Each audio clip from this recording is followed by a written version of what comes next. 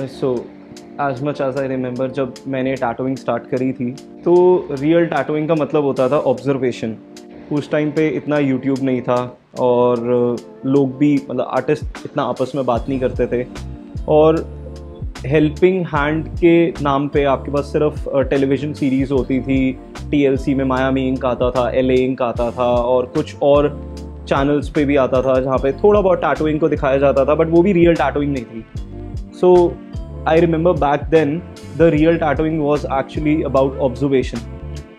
सो YouTube पे भी अगर आप देखोगे, back I am talking back in 2007 to 2010, YouTube के ऊपर भी उतना ज़्यादा हार्डकोर तरीके से सिखाया नहीं जाता था कि टैटूइंग एक्चुअली कैसे होती है। सो आई रिमेंबर उस टाइम पे हमें ऑब्जर्वेशन ही मेन एलिमेंट होता था सीखने के लिए। Alright, hi guys, my name is Abhishek and this is my YouTube channel where I teach people the art of tattooing. So basically मैं कोशिश करता हूँ कि अपने एक्सपीरियंस के बिहाफ पे और अपने नॉलेज के बिहाफ पे आप लोगों को थोड़ा सा बेटर टैटू आर्टिस्ट बना पाऊँ, और इसी वजह से मैंने आज ये वीडियो बनाई है जिसके अंदर it is a unfiltered kind of a video, जिसके अंदर I will be sharing what I feel you are doing wrong और I did wrong and how you can improve it out. So as I was telling you कि जब मैंने tattooing start करी थी तो I remember कि supplies भी बहुत लिमिटेड होते थे और आपके पास ज़्यादा रिसोर्सेज नहीं होते थे लर्न करने के लिए।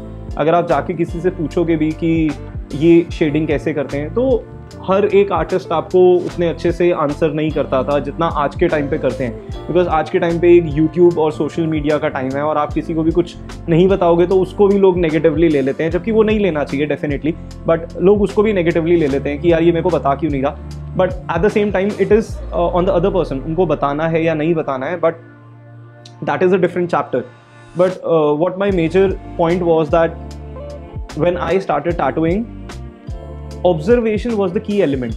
आपको देख के observe करके ही सब कुछ समझना होता था, and I feel that was the best way of learning tattooing. I remember conventions में जाते थे। जो पहली कन्वेंशन हुई थी इंडिया के अंदर, रादर 2010 के अंदर, इंडिया टैटू कन्वेंशन फरीदाबाद के अंदर, मैं वहाँ पे गया था और मैंने एक टैटू करवाया था। सो कोई आर्टिस्ट आपको नहीं भी बता रहा तो भी एक बहुत बड़ा एलिमेंट होता है ऑब्जर्वेशन का कि आप देख के सीख सकते हो। आपको पूछने की भी ज़रूरत नहीं है, बस आप पैशनेटली और बहुत फोकस होके कॉन्सेंट्रेशन से अगर ऑब्जर्व करोगे चीज़ों को तो आपको बहुत कुछ देखने को मिलेगा। इसीलिए बोला जाता है कि एक अच्छी वीडियो के अंदर ऑडियो ख़राब हो तो वो वीडियो फ्लॉप हो जाएगी, लेकिन अगर ऑडियो सही है और वीडियो क्वालिटी में थोड़ा सा कॉम्प्रोमाइज़ है तो वो वीडियो अच्छी जाएगी, क्योंकि ऑडियो से आप कनेक्ट कर पाते हो। विजुअल डेफिनेटली बहुत ज़्यादा हेल्प करते हैं, बट विजुअल में थोड़ा सा भी कॉम्प्रोमाइज़ होगा तो चलता है। सो इसी वजह से मैं आप लोगों को बोलना चाहता था कि अगर एक चीज़ है जो आपको एक आर्टिस्ट या एक बहुत अच्छा टैटू आर्टिस्ट बना सकती है, तो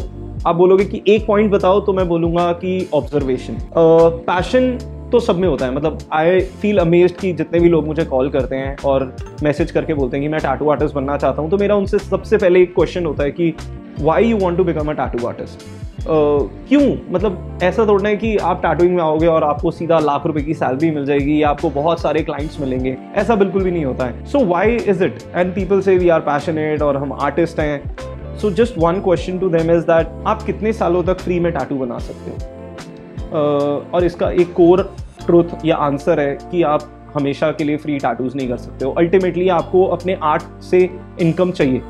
सो आप आर्ट एक अलग जगह पे है और बिजनेस या फिर सैलरी या फिर इनकम एक अलग पर्सपेक्टिव पे होता है, और लोग दोनों चीज़ों को ज़्यादातर मिक्स कर देते हैं। सो आई फील कि अगर आपको एक बहुत अच्छा आर्टिस्ट बनना है, डेफिनेटली पैशन एक बहुत बड़ा रोल प्ले करता है, लेकिन उससे ज़्यादा बड़ा रोल आपका कॉन्फिडेंस और आपकी कंसिस्टेंसी का मतलब होता है कि आप कितने रेगुलर बेसिस पे उस चीज़ को कर रहे हो। सबसे ऊपर इस पिरामिड के अंदर आ जाता है आपका ऑब्जर्वेशन स्किल, बिकॉज अगर आप ऑब्जर्व करने में बहुत अच्छे हो, आप देख के समझ सकते हो चीज़ों को, तो डेफिनेटली आपकी ग्रोथ जो होगी वो बहुत जल्दी होगी, क्योंकि आपको अपने आप से क्वेश्चंस करने पड़ेंगे। आप अपने आप से पूछोगे कि ये आर्टिस्ट ऐसे कर रहा है और ऐसे क्यों कर रहा है, और उसके पीछे का आप रीजंस को सर्च करोगे, आप गूगल करने की कोशिश करोगे, आप यूट्यूब करने की कोशिश करोगे। फॉर एग्जाम्पल काफ़ी लोग मुझसे पूछते हैं कि कौन सी वोल्टेज पे चलाना चाहिए, तो मैं उनको क्लियर कट बता देता हूँ कि मेरे पास ये मशीन है और मैं इतनी वोल्टेज पे चला रहा हूँ।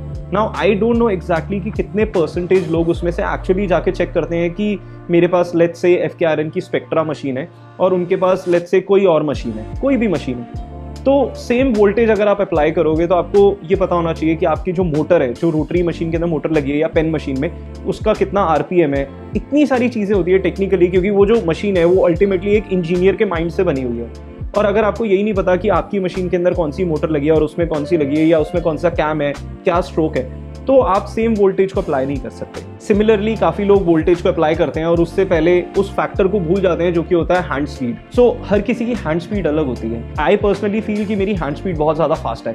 रिसेंटली मैंने कोशिश करी है अपनी हैंड स्पीड को स्लो करने की, बट स्टिल मैं उतनी ज़्यादा नहीं कर पाया हूँ। And I somehow try to manage and have a balance between कि मेरी हैंड स्पीड भी फास्ट रहे, लेकिन मैं जो टैटू मैंने कल किया था उससे मैं बेटर टैटू कर पाऊँ। ऑब्जर्वेशन के साथ साथ एक ये फैक्टर भी बहुत इंपॉर्टेंट है कि लोग डेली टैटूज करते हैं।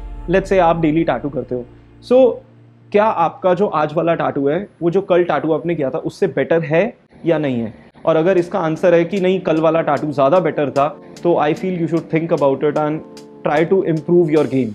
बिकॉज डेली अगर आप काम कर रहे हो, लेट्स से वीकली, हम लोग इसको वीकली कैलकुलेट कर सकते हैं। आप बताइए कि कमेंट्स में बता सकते हो कि लास्ट वीक या लास्ट मंथ आपने एक टैटू किया था और इस मंथ लेट्स से आज आपने या कल आपने एक टैटू किया था, तो क्या आपका काम इम्प्रूव हुआ है? और अगर इसका आंसर है येस, तो मैं बोलूँगा आपको वीकली उसको जज करना चाहिए, रादर अपने आप को जज करना चाहिए अपने काम को, ताकि आप देख पाओ आप में कितनी इंप्रूवमेंट हो रही है। और अगर आप में इंप्रूवमेंट नहीं हो रही तो आई फील आपको अपने आप को थोड़ा सा डांटना चाहिए। Because if you don't have a partner, I am lucky that I have a partner, जो कि अगर मैं एक पोर्ट्रेट करता हूँ और मैं उसको दिखाता हूँ, मेघा को दिखाता हूँ कि मेघा देखो मैंने आज ये वाला पोर्ट्रेट किया, एंड देन अगर उस पोर्ट्रेट में थोड़ी सी भी कमी होती है तो then she will just scold me out और मेरे को डांट पड़ती है कि यार इतनी सिली मिस्टेक कैसे हो सकती है। ये मत सोचिए कि आप सीनियर हो, जूनियर है। जो बहुत सीनियर आर्टिस्ट होते हैं उनसे भी बहुत सिली मिस्टेक हो सकती हैं, टेक्निकल मिस्टेक हो सकती हैं। मे बी आप उसको जज नहीं कर सकते, मे बी आप उसको नहीं पकड़ पा रहे हैं, लेकिन मिस्टेक हर किसी के काम में होती है, मेरे काम में भी होती हैं। इट इज़ जस्ट दैट आपको उसको कवर अप करना आना चाहिए कि आप एक गलती हो गई और आप उसको कवर अप कर रहे हो कि वो जो बिहोल्डर है, जो उसको देख रहा है, वो उसको देख ना पाए, उसको पकड़ ना पाए उस गलती को। So when I talk to Megha about it and then she says me, या मैं अपनी टीम से बात करता हूँ एंड देन अकेले में भी बैठ के I look at my work later on and मैं रियलाइज़ करता हूँ यार इसमें ये बेकार सी गलती हो गई और ये मेरे को नहीं करनी चाहिए थी। सो नेक्स्ट टाइम जब मैं टैटू कर रहा होता हूँ तो सबसे पहली चीज़ मेरे माइंड में यही होती है कि मेरे को वो गलती मैंने की थी और मेरे को अब दोबारा वो गलती नहीं करनी है। And then if you will have this kind of a mind set कि पहले जो गलती हुई है अब आपको वो गलती नहीं करनी है, तो डेफिनेटली यू विल ग्रो। और जो सबसे पहले मैंने आपको बोला, ऑब्जर्वेशन ऑब्जर्वेशन ऑब्जर्वेशन। आप जितनी भी यूट्यूब वीडियोज़ देखते हो आप उससे ऑब्जर्व करते हो। एक तो होता है आप देख रहे हो, तो देखते तो सब लोग हैं। मैं इस चैनल पे बोल सकता हूँ कि लेट्स से अगर 100 लोग मेरी वीडियो को देख रहे हैं, 100 people are watching the video, so उसमें से सिर्फ 10% लोग होते हैं, 20% लोग होते हैं जो एक्चुअली ऑब्जर्व कर पाते हैं कि एक्चुअली हो क्या रहा है। तो आपको एक नज़रिया होना चाहिए, आपका एक माइंडसेट होना चाहिए बिहाइंड द सीन जानने का कि actually what is going in the artist mind. और उसी चीज़ को अगर आप अप्लाई करोगे तो यू विल सी कि आपकी जो टैटूइंग की गेम है और जो परफॉर्मेंस है वो स्काई रॉकेट करेगी। और अगर इसके अलावा आपके पास कुछ भी डाउट्स हैं, आपके कुछ पर्सनल क्वेश्चंस हैं, प्लीज़ वोल्टेज मत पूछना, प्लीज़ ये मत पूछना कौन सी मशीन यूज़ करता है आर्टिस्ट, बिकॉज सबकी हैंड स्पीड अलग होती है, सबका काम करने का स्टाइल अलग होता है। टूल्स से ज़्यादा इंपॉर्टेंट होता है आपका काम करने का तरीका। So just focus on how you are working, अपने काम को हील्ड देखो। लेट्स से आपके क्लाइंट चले गए और आप 40 डेज बाद उनको बोलो कि एक फोटो सेंड करें और अपना हील्ड काम देखो और उसको कंपेयर करो कि आपका काम कैसे किया था और कैसा हील हो गया है।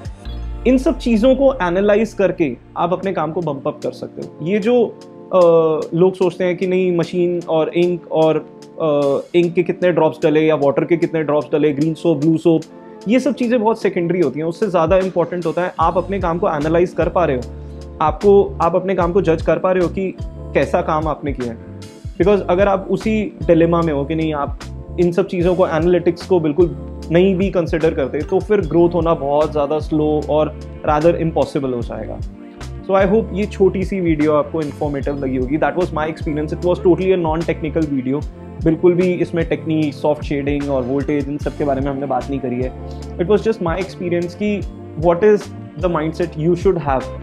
Are you actually doing art and business or you're just self destruction की मतलब टाइम वेस्ट हो रहा है, डेली स्टूडियो आना है। सो ज़्यादातर लोगों का कैसे होता है कि स्टूडियो आते हैं सुबह सुबह और ज़्यादातर लोगों के पास स्टाफ नहीं होता तो वो खुद ही सफाई करते हैं। मैं भी ऐसे ही करता था। एंड देन डेली सोच के आते हैं कि हम ड्राइंग करेंगे, बट वो सफाई करते करते थोड़ी सी थकान हो जाती है, फिर यूट्यूब खोलते हैं और यूट्यूब पे या फिर नेटफ्लिक्स पे पूरा दोपहर तक हो जाता है। दोपहर को लंच होता है, फिर एक छोटा सा टाटू होता है या 2-3 टाटूज होते हैं, फिर शाम हो जाती है, फिर बंदा सोचता है कि नहीं यार अब तो शाम हो गई है, कल से दोबारा अच्छे से काम करेंगे और थोड़ा सा ड्राइंग करेंगे या सेल्फ लर्निंग करेंगे। सो आई फील मेरे साथ भी यही चीज़ें होती थी, but they came a point in my life and with the help of my partner I realize कि नहीं, अब बॉस अगर लाइफ चेंज करनी है तो लाइफस्टाइल को भी चेंज करना पड़ेगा। And then we hired a couple of people जिनका काम सफाई करना है या जिनका काम स्टॉक मेंटेन करना है, या लेट्स से आपके पास ज़्यादा एक्सपीरियंस है तो आप नाम लिखने के लिए एक आर्टिस्ट को रख सकते हो। बिकॉज अल्टीमेटली अगर आप डेलीगेट नहीं करोगे अपनी चीज़ों को तो फिर आपकी ग्रोथ नहीं हो पाएगी। अगर आप सोच रहे हो आप अकेले स्टूडियो चला रहे हो और लेट्स से आज आप एक्स अमाउंट कमा रहे हो और 6 महीने बाद आपकी वाई अमाउंट हो जाए, तो वो नहीं पॉसिबल है, बिकॉज अकेले आप गेम को स्काई रॉकेट नहीं कर पाओगे। सो अगर वीडियो अच्छी लगी तो लाइक करके बता दो, कमेंट्स में बताओ कि आपको आज के टाइम पे क्या प्रॉब्लम हो रही है। एंड मेरा जो पोर्ट्रेट टाटू का कोर्स है 1 मंथ का, वो स्टार्ट होने वाला है इसी हफ्ते में। तो अगर आप ज्वाइन करने की सोच रहे हो तो कमेंट्स में करके आप लिख सकते हो या फिर कांटेक्ट कर सकते हो मेरे को मेल के थ्रू एंड ज्वाइन कर सकते हो कोर्स को। और अगर आपके वैसे भी कुछ भी क्वेश्चंस हैं पर्सनल टैटूइंग को लेके कि या बिजनेस लाइफ को लेके, तो आप नीचे कमेंट्स में पूछ सकते हो and I try to answer all of them. At least 2-3 दिन तक तो डेफिनेटली मैं आंसर करने की पूरी कोशिश करता हूँ। I hope you like this video, subscribe कर दो चैनल को यार, बहुत अच्छा लगता है। And I will see you in the next video very soon guys, thank you.